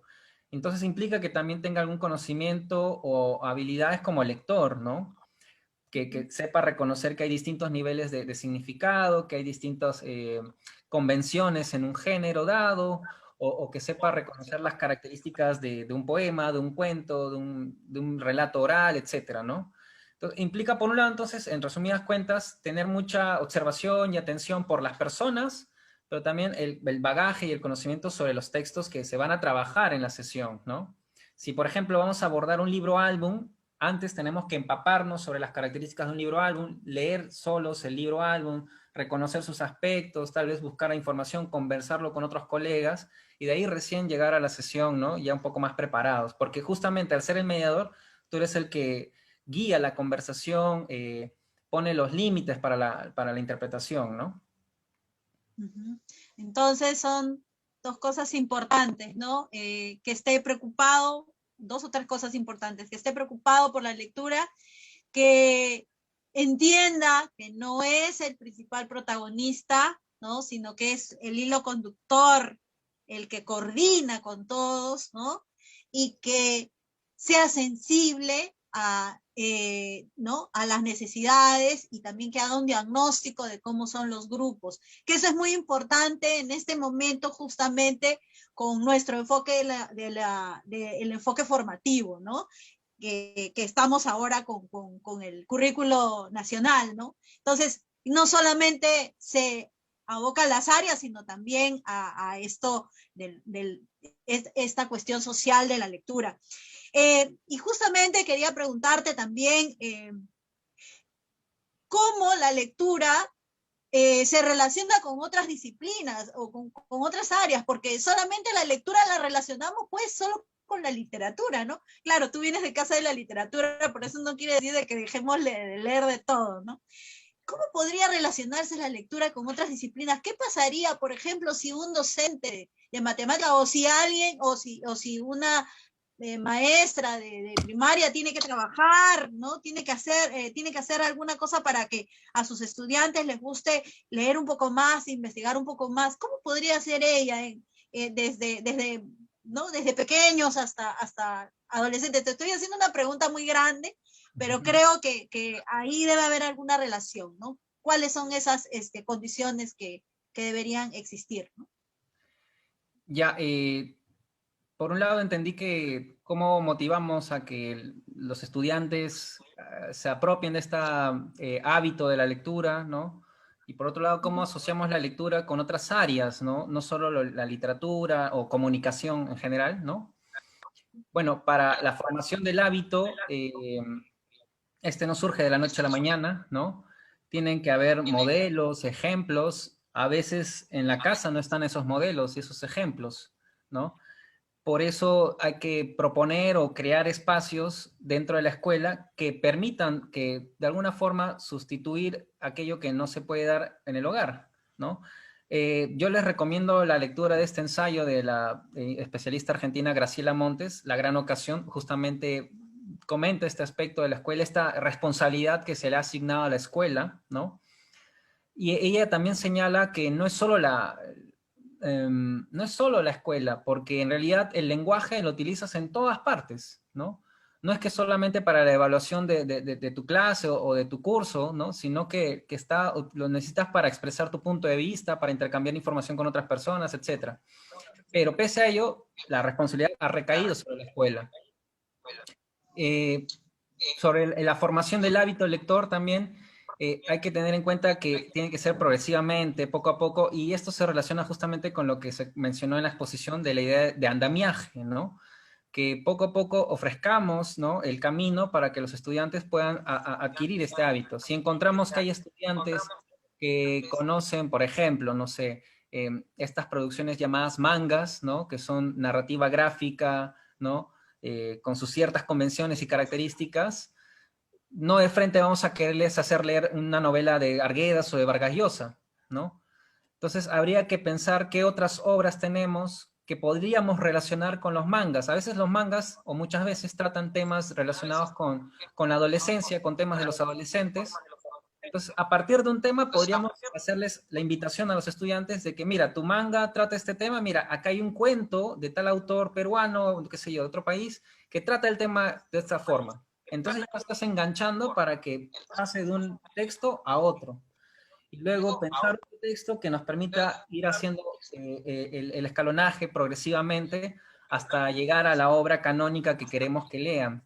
Porque también es cierto, no solo tienen que leer lo que les guste, a veces hay cosas que tienen que conocer porque eso les va a permitir tener un bagaje de la sociedad, de la comunidad de la cual forman parte. Y ello implica a veces conocer ciertas obras literarias. Entonces, resumiendo, tiene que ser un trabajo progresivo a partir quizás de los gustos e intereses, pero siempre haciendo crecer el grado de complejidad, ¿no? Para que puedan poco a poco llegar a otros tipos de textos, ¿no? Y con respecto Sí. al área de lectura, ¿no? O si la lectura solamente es el área de comunicación, en verdad, a partir de una obra literaria, tú puedes proponer actividades para cualquier otro curso. En el área educativa de la Casa de Literatura Peruana tenemos algunos recursos. Uno de ellos es compartir historias. Lo pueden buscar en la página web de la CASLIT, que son lecturas en voz alta compartidas por video de ciertos textos, y las actividades que se proponen son actividades que pueden ser realizadas para personal social o incluso para ciencias naturales, ¿no? Pero no limitemos la lectura a lo literario, porque en realidad, si recordamos o tenemos presente lo que trata la literatura es sobre la humanidad en general, ¿no? Entonces nos puede dar pie para tocar temas históricos, temas sociales, sobre ciencia, sobre el mundo interior de las personas, y eso puede ser aprovechado en otras áreas, en otros cursos, ¿no? Solo hay que ver el enfoque, ¿no? O sea, o la manera en cómo enfocamos la obra. Eh, no dejarnos creer que solo porque es literario ya significa que solamente es para un gusto, para el ocio, para lo estético, sino que puede servir para reflexionar, conversar, cuestionar, ¿no? O criticar algunas cosas, ¿no? Y eso creo que da pie para que distintas áreas lo puedan aprovechar en sus respectivos desarrollos, ¿no? Ujú. Sí, así es. Eso, eso es un trabajo que, bueno, los maestros lo tenemos que mirar, ¿no? Es una nueva mirada hacia la lectura, y no solamente del maestro de comunicación, sino una mirada, pues, holística, ¿no? Desde todas las áreas, porque lo que buscamos es la formación de la persona. Entonces, una parte importante de esta formación de la persona es justamente que el estudiante pueda tener acceso a la lectura, ¿no? que tenga acceso a todo lo que le permita desarrollarse para poder trascender, ¿no? ¿Qué es lo que se busca? Pero quería un poco regresar a los niveles de repente de inicial y primaria. ¿Cómo podríamos acercar, cómo una maestra podría acercar de inicial, una maestra de inicial o un maestro de inicial y de primaria, cómo podrían acercar a los estudiantes a la lectura? A través de, por ejemplo, se entiende que al inicio los enamoramos con los cuentos, ¿no? Los enamoramos con los cuentos, los enamoramos con algunas cosas de ella, ¿no? Pero, no sé, ¿de qué otra manera podemos acercar a los estudiantes en los niveles más pequeños, ¿no? En inicial y en primaria. Claro, vean, yo creo que cualquier obra literaria nos puede ser útil para explorar el asombro de los estudiantes, o sea, su curiosidad, ¿no? Los niños, los jóvenes, los adolescentes son curiosos, están conociendo el mundo, se están enterando de muchas cosas. Y una obra literaria que, por ejemplo, menciona a un tipo de ave muy particular, un turtupillín, por ejemplo, para un niño inicial o niño primaria puede servir para que investiguen cómo es el turtupillín, dónde vive, qué cosas hace. Y ahí ya no estamos nada más deteniéndonos en lo literario, ¿no? Le estamos dando pie para que investigue algo más científico, tal vez. Ahora, ¿qué hacer con estos primeros grupos? Ayuda o contribuye mucho la lectura en voz alta, sí, sin duda, pero también el escucharles. Las estrategias de la conversación literaria pueden ser útiles con chicos de inicial. Es decir, no vamos a esperar que, claro, identifiquen las convenciones o las categorías, ¿no?, más formales, pero sí los podemos ir acostumbrando a que den su punto de vista sobre un texto, o que sean capaces de lo que acaban de decir, lo reconozcan o identifiquen con qué parte del texto se están basando para decir lo que dicen. Eso ya es un montón, porque le están dando la base para que conforme pasen los siguientes años, ellos cada vez se acostumbren más a ese recurso. Creo que podemos ver en las redes sociales o en la sociedad actual muchas veces las personas dicen su punto de vista, su opinión, pero sin asidero, sin base, sin búsqueda de fuentes, ¿no? Y en la escuela es donde tendría que darse esta formación, ¿no? Para que cada vez que nosotros querramos compartir un punto de vista, una idea, en realidad tenga sustento, tenga base, ¿no? No nada más para hacer un trabajo monográfico, no nada más para hacer una investigación que va a ser evaluada, sino para en general, ¿no? Y ahí puede ayudarnos la conversación literaria, porque en contraste con la tertulia, lo que mencioné también en la exposición, la conversación literaria guía que el lector lo que dice o lo que piensa o lo que sintió lo sea capaz de vincular con un fragmento, con un pasaje del texto, ¿no? No sé, tú dices algo sobre la lectura, ya, ¿en qué pasaje o en qué parte del texto te hizo pensar eso? Entonces le estás obligando, le estás guiando a que vuelva al texto, ¿no? Así se van acostumbrando a esa dinámica. Por otra parte, el llevar a cabo una sesión de conversación con niños más pequeños también les permite acostumbrarse a la idea del diálogo, del debate, ¿no? De acostumbrarse a escuchar las opiniones de otros, ¿no? Y ser capaz luego de ofrecer su propio punto de vista, ¿no? Entonces, eso también podría ser aprovechado para estas edades, ¿no?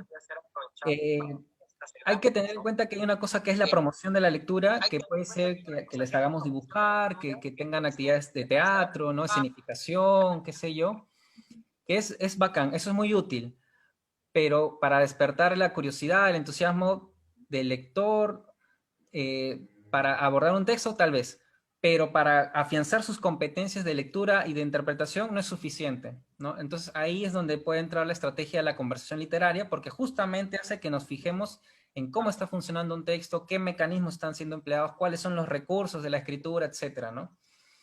Y aparte, es necesario que las personas puedan afianzar esas competencias porque estamos en una sociedad donde la lectura y la escritura son la base de todo. Aquella persona que no sepa leer o escribir o no sepa expresarse a través de estos recursos, pues ve muy limitada su participación. Es cierto, hay comunidades analfabetas que también tienen sus conocimientos, sus bagajes, su sabiduría, pero por el contexto en el que están, no resulta, no se les exigen o no es tan necesario que tenga ese conocimiento. Pero si estás en otros entornos, ¿no? Donde sí, pues, si no tienes la oportunidad de afianzarte en el manejo de la lectura y la escritura, pues luego vas a perder mucho, ¿no? O no vas a tener tantas oportunidades, ¿no? Y esto también me da pie para señalar que, pues, la lectura es muy necesaria para las otras áreas, no solo para literatura o comunicación, ¿no?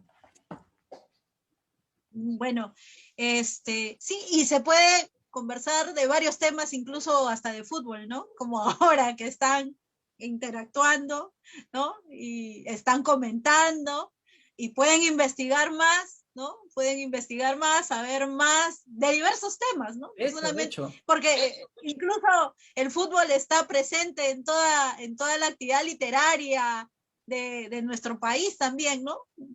A todos los escritores les encanta el fútbol y muchos han escrito sobre ello, ¿no? Sí, hay obras que hacen alusión al fútbol, o hay escenas donde aparece el fútbol, y eso es un buen ejemplo. Por ejemplo, eso daría pie a que, claro, conversemos sobre el cuento, tal cosa, pero la aparición del tema del fútbol podría dar pie a que nosotros propongamos actividades donde ellos investiguen, ¿no?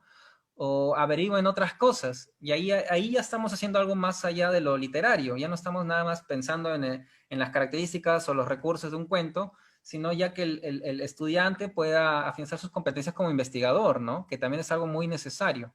Y ahí la excusa fue la obra literaria que luego da pie a que puedas hacer estas otras acciones, ¿no? Sí, puede ser cualquier otro tema, ¿no? La idea es que ahí uno conozca la obra, ¿no? Tenga la obra que pueda ser útil para desarrollar esa actividad que se desea, ¿no? Bien, justamente teniendo esa riqueza y teniendo toda esta estrategia ya definida y delineada que se puede trabajar desde inicial hasta secundaria, pero a pesar, ¿no? Los maestros a veces se molestan, se fastidian y dicen, yo pongo todo de mi parte, hago la estrategia, me preparo, hago las preguntas, repaso, y sin embargo a mis estudiantes al final me dicen, no me gusta leer, no me gustó la lectura, no me gustó esto, y a veces el maestro cae en la desmotivación, ¿no? Cae en la desmotivación. A veces detesta el estudiante leer el libro en físico, ¿no? Y a veces mucho menos en PDF, ¿no? Mucho menos lo va a leer, ¿no? Entonces, ¿por qué los estudiantes perciben eso a pesar de repente de la preparación del maestro o de repente de la no preparación? ¿Por qué percibiría un estudiante de secundaria? ¿Dónde se da el quiebre en la secundaria de ya diga, no, la lectura no es para mí? O bueno, lo leo porque quiero pasar la tarea y ya, ¿no? Quiero pasar la tarea y bueno, ya ahí está tu tarea, profesor. ¿Qué podríamos hacer para que se quitara el chip de que la lectura es una actividad aburrida, desmotivante, no me gusta leer y nos estemos peleando eternamente por eso? Bueno, Es una pregunta sí, compleja. no creo que deberíamos apuntar a que la lectura les guste, ¿no? Sino que vean que la lectura les es útil o necesaria en ciertos momentos, porque no todos nosotros vamos a seguir una ruta en nuestra vida en la que tengamos que leer siempre. Hay personas que son felices sin leer. Puede sonar un poco hereje lo que estoy diciendo, ¿no? Pero es verdad. Y más bien lo que deberíamos procurar es que estos chicos o estas personas, ¿no? Estos ciudadanos en formación, vean que la lectura y la escritura les pueden ser útiles cuando ellos lo necesiten para las cosas que ellos quieran, ¿no? Y eso implica conocer su contexto, ¿no? Sus intereses, sus necesidades. Y bueno, si estamos hablando de jóvenes, no sé, imagina entre 12 y 17 años, eh, mucho de su mundo es el virtual, las redes sociales. Ya no es el Facebook ni siquiera, ¿no? Ahora es el Instagram o el TikTok. Y ahí es verdad que mucha relevancia se le da más bien a la imagen antes que a la palabra. El Facebook es una red social que sí le da mucha relevancia a la palabra. Hay gente que escribe en sus muros discursos largos, en pequeños ensayos incluso, ¿no? Pero esa es una red social de personas de veintitantos a más edad y los jóvenes no están ahí en Facebook. Y donde sí están más bien es en TikTok o en Instagram, sobre todo en TikTok, y ahí el recurso que se utiliza es más la imagen. Y ahí da pie para otro gran tema, que tal vez sería motivo de otra videoconferencia, sería sobre la alfabetización con el uso de las imágenes, ¿no? Así como puede haber alguien que puede identificar que un texto está mal escrito o que sus fuentes no son confiables, también podemos enseñar a las personas a leer y analizar imágenes y a que sepan identificarlas, si son relevantes, si son pertinentes, si son confiables, ¿no? Y ahí ya da pie para otro gran tema. De hecho, al menos en Europa y en parte de América Latina, ese es uno de los ejes de reflexión actual más vigentes, ¿no? La alfabetización mediática, ¿no? Y multimodal incluso. Ya no solo pensar en la lectura o en la escritura con la palabra, sino la lectura de imágenes más, ¿no? Pero ahí ya complejizamos mucho más todo esto, pero sí creo que en algún momento tiene que haber, así como hay el curso de literatura o comunicación que alberga el curso de literatura, ¿no? Debería albergar cada vez más también algo así como para cine, ¿no? O análisis de audiovisual, ¿no?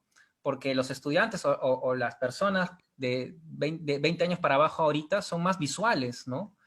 Y si no nos actualizamos, obviamente va a haber cada vez una fractura mayor, ¿no? Uh-huh. Exacto, ¿no? Estamos en el mundo del TikTok, ahora en el mundo del Instagram, ¿no? Y del mismo Facebook, ¿no? Hay muchas maestras que utilizan su Instagram, su Facebook, y los estudiantes también lo usan. Entonces, ¿por qué no utilizarlo para el provecho en el aula, ¿no? O con los estudiantes. Bueno, yo te he hecho varias preguntas, pero aquí hay algunos comentarios de nuestros participantes. Por ejemplo, bueno, regresamos un poco al aspecto de literatura. Isabel Valés nos pregunta ¿qué opinas de la obra Agua para el nivel primario de José María Arguedas, ¿no? ¿Qué opinas de que los estudiantes puedan leer esta obra Agua? ¿O cómo podríamos adentrarnos al mundo de Arguedas? Muchos de nuestros estudiantes, si bien es cierto, papá, mamá vienen, o abuelos, ¿no? Vienen pues de la provincia, pero ya las costumbres de los estudiantes, bueno, son alejadas de lo que es esa vida del campo, ¿no? Entonces, ¿cómo interrelacionarnos con esta vida que nos ofrece Arguedas desde su narrativa, ¿no? Desde su narrativa y de todo lo que nos propone? Bien, mandar a leer Agua en primaria, yo no puedo decir si está bien o está mal, ¿no?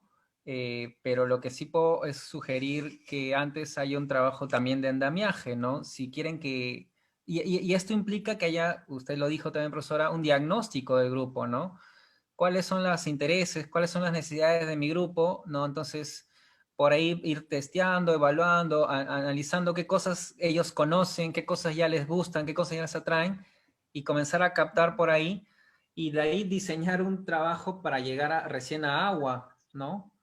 Y también es cierto lo que menciona, es una barrera el hecho de que, claro, el mundo que describe Arguedas es un mundo que ya nos parece muy lejano para muchos, ¿no? Está en el entorno rural, ¿no? En la cosmovisión andina, y estamos en cambio en las escuelas acá, en las capitales, en la ciudad, ¿no? El entorno urbano. Pero es que Arguedas no solo retrata el mundo rural o la cosmovisión andina, ¿no? También hay otros grandes temas universales presentes en sus obras. Y como había mencionado durante la exposición, nosotros podemos hacer que a través de temas podemos llegar a la obra de Agua, ¿no? Por citar ese ejemplo, ¿no? Ahorita también pienso en Los ríos profundos, por ejemplo, otra de sus novelas. Ahí el personaje es un niño. Entonces, antes podríamos trabajar otras obras donde sean niños los protagonistas y poco a poco hacer un trabajo hasta llegar a Arguedas, ¿no? Igual podría ser en el caso de Agua, ¿no? O sea, reconocer algún aspecto, algún detalle de la obra y tratar de rastrearlo o encontrar un patrón con otras obras que permitan que los estudiantes puedan ir escalonadamente para llegar hasta Arguedas, ¿no? Darles de golpe, no sé si sería factible, porque va a depender del grupo. Si son chicos, son chicas que ya desde casa tienen una formación lectora y ya tienen un hábito, quizás van a aceptar el reto sin tanto problema. Pero si no es así, entonces hay que hacer el diagnóstico, el análisis y ver cuál es su situación, ¿no? Como para recién pensar cómo llegar hasta esta obra. Ok, muy bien, sí, entonces queda clarísimo que este andamiaje, antes de llegar a una obra fuerte, ¿no? Hay que hacer ese diagnóstico y hacer el andamiaje para poder llegar a esa obra capital que queremos que lea, ¿no? Exacto. Entonces ya me has dado respuesta a muchas de mis preguntas también, ¿no?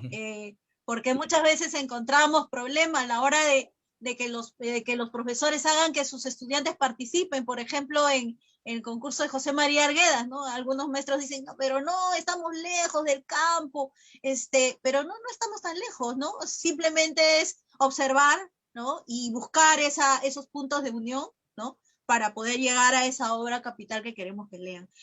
Norma Aranda nos dice, nos pregunta que si podríamos considerar a la literatura como transversal, ¿no?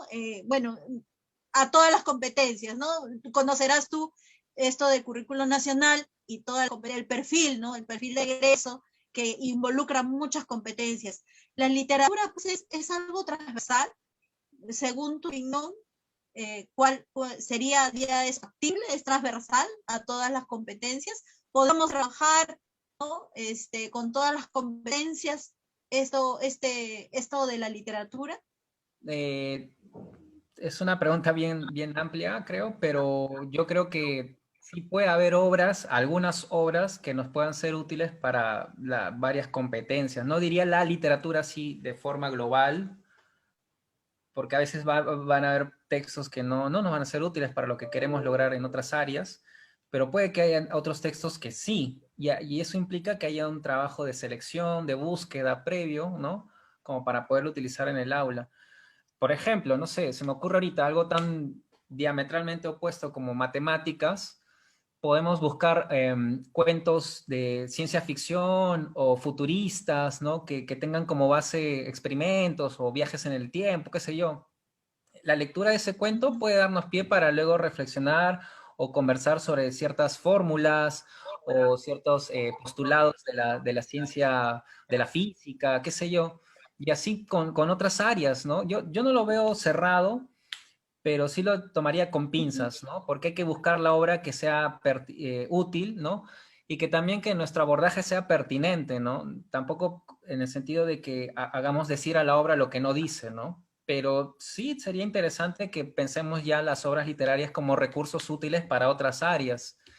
Y siendo un poquito más ambicioso, incluso otros productos culturales, ¿no? Podrían ser útiles en ese sentido, ¿no? No sé, las artes plásticas, los audiovisuales. Hay obras que son tan complejas, que tienen tantas capas de sentido que en verdad sí podrían ser útiles para más cosas, ¿no? Pero sí, implica que haya un conocimiento previo, ¿no? Que alguien haya hecho el rastreo, la selección y luego proponer eso con sus estudiantes, ¿no? Claro, esa parte del rastreo, la selección y el diagnóstico es la parte importantísima que tendríamos que trabajar los maestros antes de, porque a veces nos emocionamos, vemos un texto lindo para nosotros y nos emocionamos. Qué lindo, con esto voy a compartir con mis estudiantes, pero de repente a ellos pues no les gusta porque previamente nunca les pregunté, nunca lo vimos antes, ¿no? Entonces, puede haber que haya un choque ahí, ¿no? Y ahí es donde decimos, pues a ellos no les gusta la lectura, no les gusta leer, qué frustración, tanto me preparé, tanto lo busqué y al final no les gusta, pero es porque no hicimos esa parte primera, que era el rastreo, que era el diagnóstico, que era la conversación, e ir tanteando, tanteando, hasta encontrar ese punto donde podamos unir eso que nos gusta, ese puente, con lo que les gusta a ellos, ¿no? No De sé si hecho, querían enseñarnos algo más, creo. sí, justamente Sí. quería comentar dos cositas. En mi experiencia personal, yo muchos años atrás fui librero, trabajé en librerías y venían muchas veces padres de familia preguntándome, un libro para un chico de 13 años, un libro para una chica de 15 años. Eso no es útil porque no todos los chicos o las chicas de esas edades son iguales, ¿no? Entonces, en realidad hay que partir de lo que le gusta o le interesa a la persona en particular. Entonces, yo le repreguntaba al padre, bueno, ¿cómo es esta chica? ¿Cómo es este chico? ¿Qué le gusta? ¿Qué ha leído antes? ¿Lee? ¿No? Entonces, había que hacer ese trabajo de análisis. Igual va a ser en el aula, ¿no? O sea, por más que uno esté entusiasmado con un autor o con una obra, no podemos imponerlas a nuestros estudiantes. Primero hay que conocer cómo es su punto de vista, qué le gusta, qué le atrae, cuál es su situación y que como para pensar cuáles podrían ser las obras que podrían llamarles la atención y luego pensar el andamiaje para llegar a esas obras. Eso por un lado. Y bueno, sí, quería mostrarles otras cosas. Me hizo pensar lo de otras áreas. Por ejemplo, este autor que es Eyelson, que es un poeta de la generación del 50, también fue artista plástico y él hacía estas obras que eran nudos de tela envueltos en sí. Los que lo han analizado, los críticos, lo han abordado desde la literatura y desde las artes plásticas, pero también ha habido un trabajo de un físico y un matemático que han abordado sus nudos. Entonces, me sirve como ejemplo para demostrar que una producción cultural, un producto cultural puede ser útil para distintas áreas disciplinarias, ¿no? Para hacer abordar o abrir nuevos temas. Y también con este caso de Sebastián Salazar Bondi, otro autor de la generación del 50, él escribió un libro infantil que se llama El señor Gallinazo vuelve a Lima y tiene estas ilustraciones, ¿no? Y en el libro uno ve que hay un retrato de la Lima de los años 60, puede dar pie para investigar sobre cómo era Lima en esos años, las diferencias sociales de esa época. Entonces, en verdad la obra literaria sí te puede dar pie para abrirte a otras áreas, ¿no? Pero antes uno tiene que haber conocido la obra y ver desde qué ángulo la podemos conectar con nuestra área, ¿no? Uh-huh. Claro, ok, muy bien. Em, eh, Tú mencionaste a la obra Los Inocentes y bueno, acá te traslado un comentario de Gabriela Pa, que dice, bueno, que es importante hacer una aproximación de la lectura a través del acercamiento, ¿no? Sobre el contexto, sobre los intereses. Y bueno, ella ha compartido con sus estudiantes esta obra, ¿no? De Los Inocentes y los ha atrapado, ¿no? A sus estudiantes los ha podido atrapar. Eh, bueno, yo quería, bueno, ya hacerte una última pregunta. Em, eh, bueno, gran parte de ellas las quiero responder, pero, por ejemplo, insistir, ¿no? ¿Qué podríamos hacer los docentes en general para poder mediar adecuadamente, ¿no? Hacer esa mediación de manera adecuada, ¿no?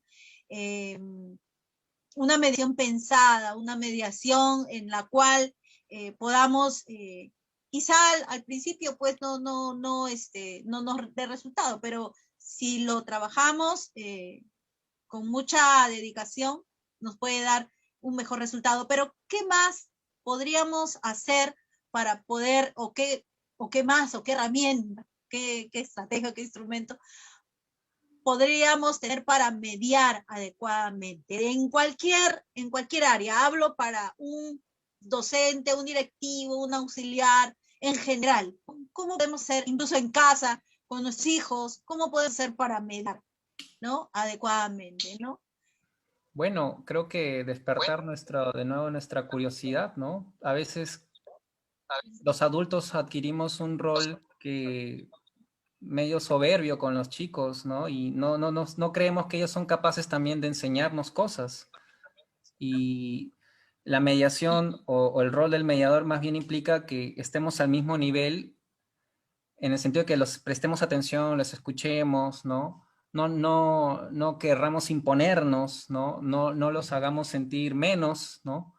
Sino que los escuchemos, que sepamos, es como una conversación, justamente lo que decía Chambers, él en su libro señala que todo este método, esta estrategia nace de lo que él prestaba atención como grupos informales conversaban sobre sus gustos. Y eso es lo que pasa cuando, supongo usted, profesora, conversa con sus colegas o yo con otros colegas o amigos, cuando conversamos de cosas que nos gustan, es una relación cordial, ¿no? Horizontal, y eso propicia de que todos podamos soltar nuestras ideas en confianza. Si no se genera ese clima o ese espacio, la mediación no va a fluir, no va a funcionar, ¿no? Entonces exige que haya una cuota de humildad del mediador, pero también una cuota de dedicación y planificación para estar atento y pueda hacer la mediación adecuadamente, ¿no? Diría eso. Esas son las cualidades entonces a las cuales debemos regresar, ¿no?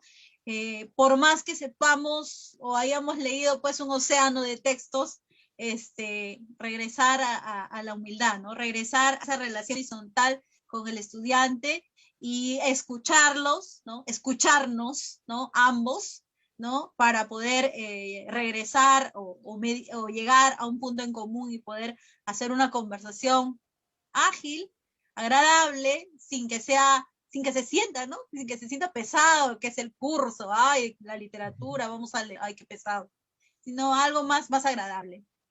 Bueno, Paulo, yo te agradecemos los especialistas de Algebre por tu ponencia, esperamos invitarte en otra oportunidad. De repente ya será, podemos programar algo de lectura multimodal y ahí te podemos invitar para que nos puedas compartir.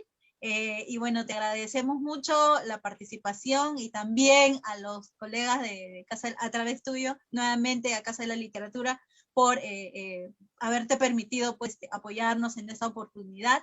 Y bueno, te pido que te despidas de nuestros participantes y yo pasaré a dar algunas indicaciones y bueno, ya nos vemos para la siguiente. Sí, bueno, Sí. con gusto, si hay una siguiente oportunidad, con gusto participaré. Y bueno, agradecer a todos los profesores y profesoras que nos han podido acompañar durante esta hora y pico de diálogo. Espero que les hayan sido muy útiles las ideas compartidas, que les haya picado la curiosidad por conocer un poco más de la mediación de lectura literaria. Y bueno, de nuevo extenderles la invitación para que busquen en el Facebook el grupo del área educativa, ¿no? Ahí ofrecemos un montón de recursos, les pueden ser muy útiles. Y bueno, y extenderles nuevamente el saludo de parte de la Casa de Literatura, que se concibe como una institución aliada de los profesores, ¿no? Siempre. Y bueno, hasta una próxima oportunidad. Muchas gracias. Gracias, Paulo. Bien, Maju, si pudieras agradecerle, bueno, agradecemos a Pablo y Maju, si pudieras compartir de repente, nos permitieras compartir, Paulo, algunas indicaciones para nuestros, ¿no? Nuestros participantes. Bien, para nuestros participantes en nuestro curso tenemos justamente la resolución de este cuestionario que va a estar publicado en 2 o 3 días más. Lo vamos a ir publicando, estén atentos. Si no han realizado las actividades anteriores, tienen tiempo para realizarlas, no las dejen hasta el final, ya estamos en la 4ª sesión. Y bueno, las preguntas van a estar en relación al tema de hoy, que es el docente como mediador lector, y cómo lo estamos abordando, ¿no? Ya tenemos una estrategia, ya tenemos las características, qué es lo que debemos de tener, y cómo lo podemos enlazar, ¿no? Con el perfil de egreso de nuestros estudiantes, que no es exclusivo solo de una sola área, de un solo curso, no es solamente exclusivo. Entonces, bueno, ha sido un gusto el día de hoy estar con todos ustedes. Y bueno, agradecer nuevamente a Paulo por la participación y también brindar, bueno, decirles, ¿no? Que siempre son bienvenidos, ¿no? En esta su casa, la UGEL 03. Ha sido un gusto estar con ustedes. Siempre estamos María Julia, María Angélica y mi persona, y también, bueno, agradeciendo de parte de la jefatura de Algebre, con la señora Natalie Canales al mando de nuestra jefatura y con el agradecimiento del director de la UGEL 03, Ronald Luis López Granados. Hasta la siguiente oportunidad y bueno, ha sido un gusto y un placer. Muchas gracias, hasta la próxima. Cuídense mucho, por favor. Cuídense mucho. Hasta la siguiente.